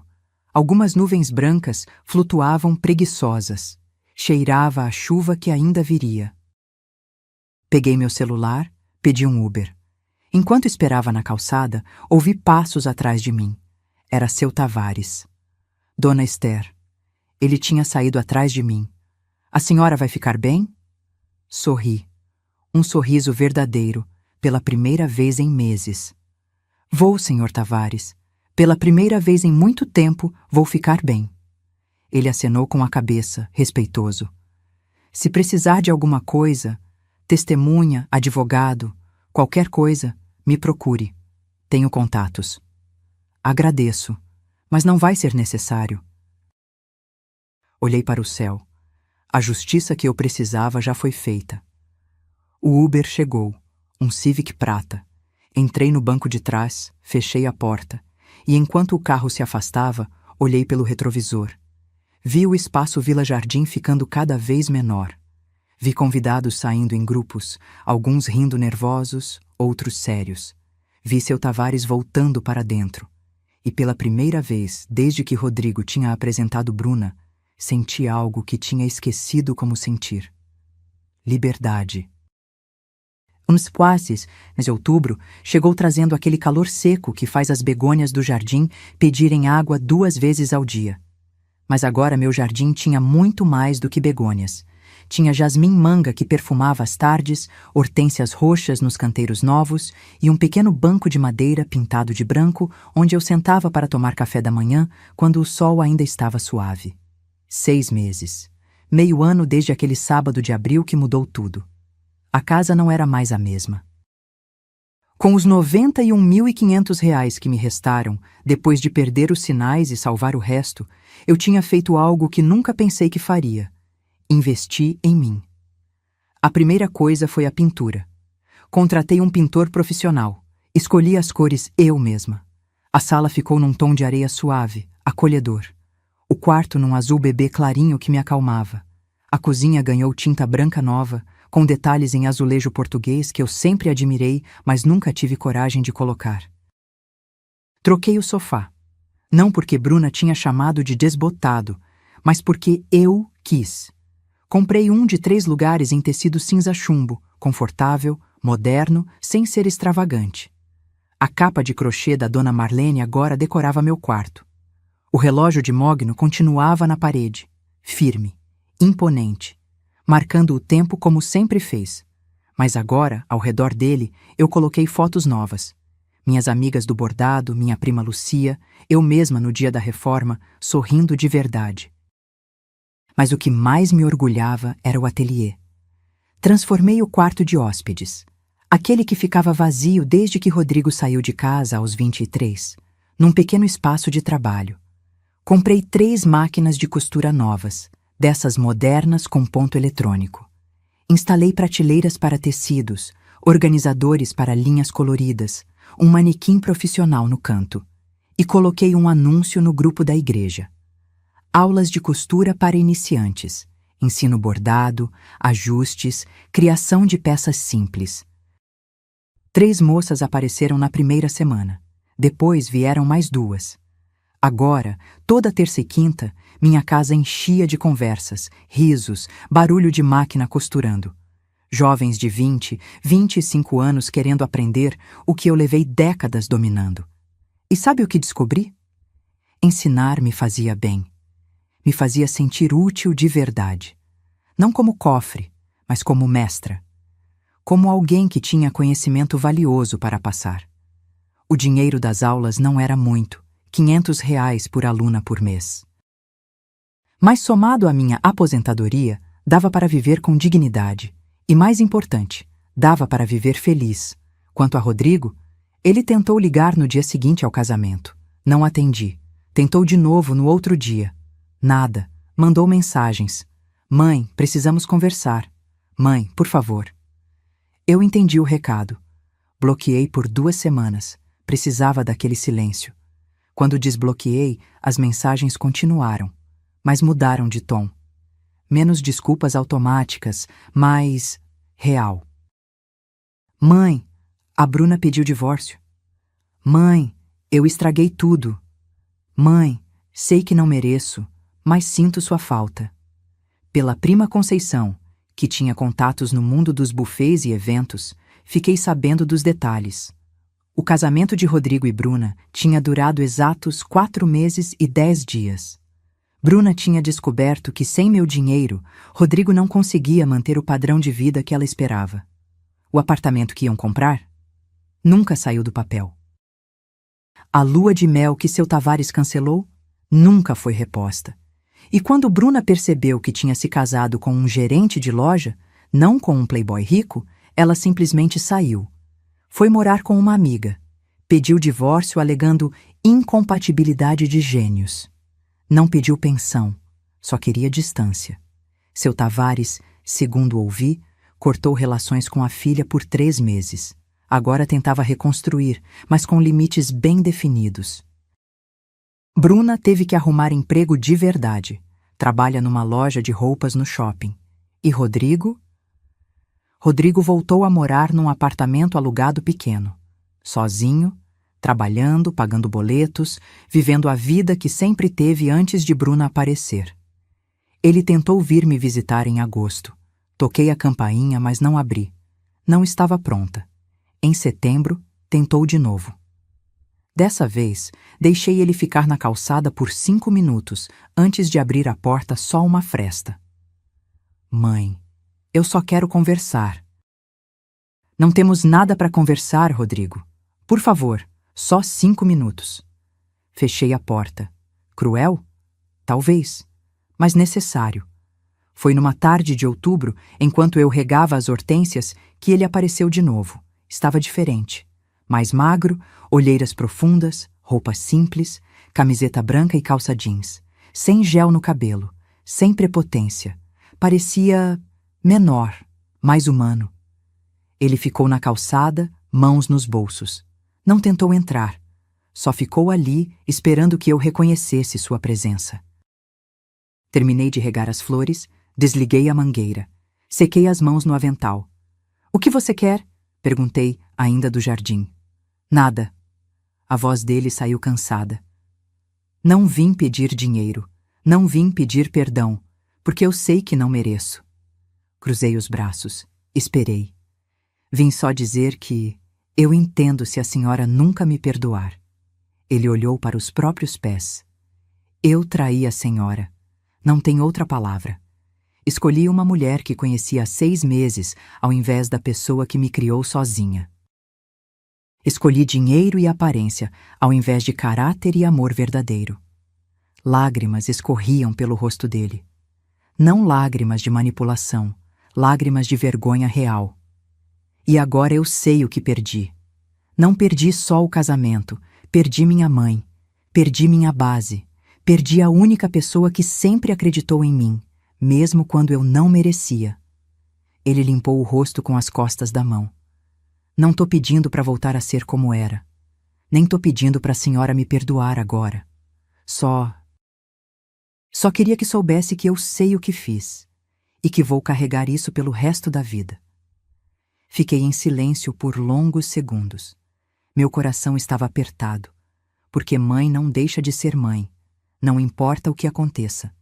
Mas meu orgulho, minha dignidade recém-recuperada, essas coisas não deixavam eu ceder tão fácil. "Rodrigo." Minha voz saiu firme. "Perdoar eu vou, com o tempo, porque guardar rancor me machuca mais do que machuca você.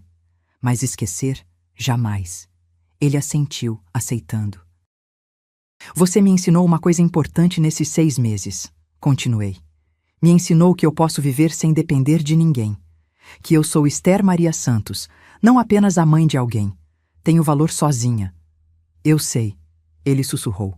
"Agora vai." Apontei para a rua. "E quando você se tornar o homem que seu pai teria orgulho de chamar de filho, quando você aprender a respeitar quem te deu a vida, aí, quem sabe, a gente possa recomeçar." Ele foi embora. Mas dessa vez, pela primeira vez, senti que talvez houvesse esperança. Dezembro chegou com aquele calor úmido típico de São Paulo, que faz o ar ficar pesado e as tardes pedirem sombra e limonada gelada. Era uma terça-feira, dia de aula no ateliê, e a casa estava cheia de vida. Júlia, a mais nova das minhas alunas, estava terminando uma saia midi que tinha começado 3 semanas atrás. Camila ajustava a barra de uma calça. Fernanda, a que tinha mais jeito, já estava bordando iniciais numa toalha de mesa, língua de fora em concentração. "Dona Esther, tá certo assim?" Júlia levantou a saia, olhos brilhando. Ajustei meus óculos, examinei as costuras. Perfeitas. Tá lindo, filha. Você aprendeu rápido. O sorriso dela iluminou a sala inteira. E naquele momento, olhando aquelas 3 moças trabalhando, ouvindo o ronronar das máquinas de costura, sentindo o cheiro de tecido novo, percebi algo. Eu era feliz. Não aquela felicidade barulhenta, cheia de festa e gritaria, mas a felicidade silenciosa, profunda, de quem encontrou propósito, de quem acordava de manhã com algo para fazer, alguém para ensinar, uma vida que fazia sentido. As meninas foram embora às 5 da tarde, cada uma levando seu projeto, já animadas com o próximo encontro. Tranquei a porta, guardei as linhas, desliguei as máquinas. Estava preparando meu jantar, arroz, feijão, um ovo frito, quando a campainha tocou. Olhei pelo visor. Rodrigo. Só que dessa vez ele não estava de mãos vazias. Segurava um pequeno vaso com violetas roxas, minhas flores favoritas, as que eu sempre comentava que queria plantar, mas nunca tinha tempo. Abri a porta devagar. Oi, mãe. A voz dele saiu baixa, respeitosa. Rodrigo. Eu sei que a senhora disse para eu só voltar quando virasse o homem que o pai teria orgulho. Ele estendeu o vaso. Não sei se já cheguei lá, mas tô tentando, todo dia. Peguei o vaso. As violetas estavam lindas, bem cuidadas, terra úmida na medida certa. Obrigada. Posso entrar? Só para conversar. Prometo que se a senhora pedir para eu saio na hora. Avaliei. Ele estava de camiseta simples, jeans gasto, tênis velho. Nada da arrogância de meses atrás. Os olhos tinham algo diferente. Humildade verdadeira. Dei passagem. Ele entrou devagar, como quem pisa em território sagrado. Olhou ao redor, para as paredes pintadas, para o sofá novo, para as fotos na parede ao redor do relógio de mogno. A casa tá linda, mãe. Não era bajulação, era reconhecimento genuíno. Investi no que importa. Apontei para o sofá. Senta. Sentamos com 1 metro de distância entre nós. Não era proximidade, mas também não era rejeição total. Mãe, Ele respirou fundo. Comecei terapia, 2 vezes por semana. Tô aprendendo sobre manipulação, sobre como eu deixei a Bruna me controlar, sobre como repeti isso com a senhora. Fiquei em silêncio, ouvindo. E percebi uma coisa. Ele olhou para as próprias mãos. O pai sempre dizia que homem de verdade protege quem ama. E eu fiz o oposto. Deixei machucarem a senhora. Pior, eu machuquei a senhora. As lágrimas vieram, mas ele não limpou. Deixou escorrerem. Não tô pedindo perdão agora. Sei que vai demorar. Talvez anos, talvez nunca. Mas queria que soubesse que... Ele finalmente me olhou nos olhos. Que a senhora me ensinou a lição mais importante da minha vida. Me ensinou que dignidade não se negocia, que respeito não se compra e que amor verdadeiro não tem preço. Senti minha garganta apertar, porque ali, pela primeira vez, eu via meu filho de verdade. Não o menino mimado, não o marido manipulado, mas um homem adulto, quebrado, aprendendo. Rodrigo. Minha voz saiu suave, mas firme. O que eu fiz naquele casamento não foi vingança. Foi sobrevivência. Foi escolher a mim mesma depois de 68 anos, sempre escolhendo os outros. Eu sei. E se a gente vai reconstruir alguma coisa, vai ser com novas regras. Endureci o tom. Eu não sou seu banco, não sou sua empregada, não sou sua solução para problemas financeiros. Sou sua mãe, e mães merecem respeito. Concordo com tudo. Ele assentiu vigorosamente. Mãe, eu não vim aqui pedir dinheiro. Vim pedir permissão para fazer parte da sua vida de novo, aos pouquinhos. No ritmo da senhora. Olhei para aquele homem, meu filho, meu único filho, e senti algo mudar dentro de mim. Não era perdão completo ainda, mas era abertura, era possibilidade. Tudo bem, falei finalmente. Você pode vir jantar, domingo, 12h. Os olhos dele se iluminaram. Sério? Mas tem condições. Levantei o dedo. Você chega no horário. Você ajuda a lavar a louça. E se algum dia você vier me pedir dinheiro novamente, a porta se fecha. Para sempre, entendeu? Entendi. Ele se levantou, limpou o rosto. Mãe, obrigado, de verdade. Na porta, antes de sair, ele se virou uma última vez. A senhora era brega não. A senhora sempre foi elegante. Só tinha pessoas cegas demais para ver. Ele saiu. E eu fiquei ali, vaso de violetas na mão, coração pesado, mas esperançoso. Domingo chegou. 12:00 em ponto, a campainha tocou. Abri e lá estava Rodrigo, pontual, trazendo pão francês quentinho. Almoçamos na mesinha da cozinha. Arroz, feijão, bife acebolado. Nada especial, mas gostoso, feito com carinho. Conversamos sobre o trabalho dele, sobre minhas alunas, sobre o tempo. Nada profundo demais. Ainda estávamos nos conhecendo de novo. Depois do almoço, ele lavou a louça sem eu pedir. Secou cada prato, guardou no lugar certo e, quando terminou, veio até a sala onde eu estava regando as violetas que ele tinha trazido. Mãe, posso vir domingo que vem? Olhei para ele. E pela primeira vez em 8 meses, sorri de verdade para meu filho. Pode. Hoje, sentada na varanda da minha casa reformada, com minhas violetas floridas no jardim e o relógio de mogno marcando o tempo na sala, eu entendo uma coisa. Descobri aos 68 anos que amor não se compra com dinheiro. Respeito não se mendiga. E dignidade. Dignidade é a única herança que realmente importa. Rodrigo vem almoçar todo domingo agora. Trazemos, conversamos, às vezes brigamos quando ele esquece de fazer algo que prometi. Mas estamos reconstruindo, devagar, tijolo por tijolo. Ele não é mais o dono da minha vida, é convidado, e essa diferença faz toda a diferença do mundo. Minha poupança hoje tem R$ 42.000, menos do que tinha, mas suficiente para minha segurança. Meu ateliê me dá alegria e propósito. Minhas amigas me visitam. Minha casa é meu refúgio.